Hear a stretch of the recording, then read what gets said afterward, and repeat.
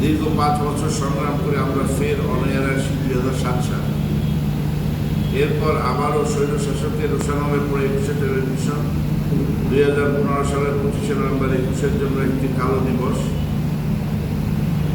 ওই দিন শেখ হাসিনার বিশেষ সহকারী আব্দুস সোবহান গোলাপের নেতৃত্বে এস আলম গ্রুপ পৃথিবী দখল করে নেয়।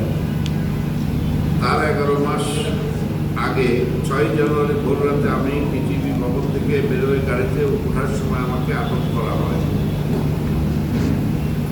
আমার অপরাধ ছিল আমি বিএনপির ভারপ্রাপ্ত চেয়ারম্যান জনাব তারেক রহমান সাহেবের বক্তব্যই টিভিতে লাইভ সম্প্রচার করেছিলাম।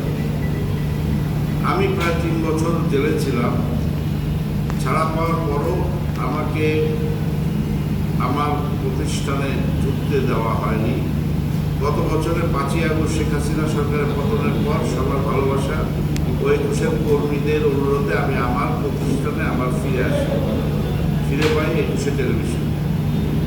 21শে টেলিভিশনের মধ্যে আবারও তার বস্তুনিষ্ঠ ও বৈচিত্র্য ফিরিয়ে আনছে সংবাদে এবং অনুষ্ঠানে। টকশো, অনুসন্ধান, বিনোদনে নতুন নতুন চমক দিচ্ছে। সামনে আরও নতুন পরিকল্পনা আছে সময়ের সঙ্গে এগিয়ে যাওয়ার জন্য। সাংবাদিক ভাইরা, 21শে টেলিভিশন সংগ্রাম ও সাফল্যের একটি নাম। মুক্ত সাংবাদিকতা ও সুস্থ বিনোদন নিয়ে 21শে টেলিভিশন এগিয়ে যাবে। কোনো বাধাই আমাদের থামাতে পারবে না।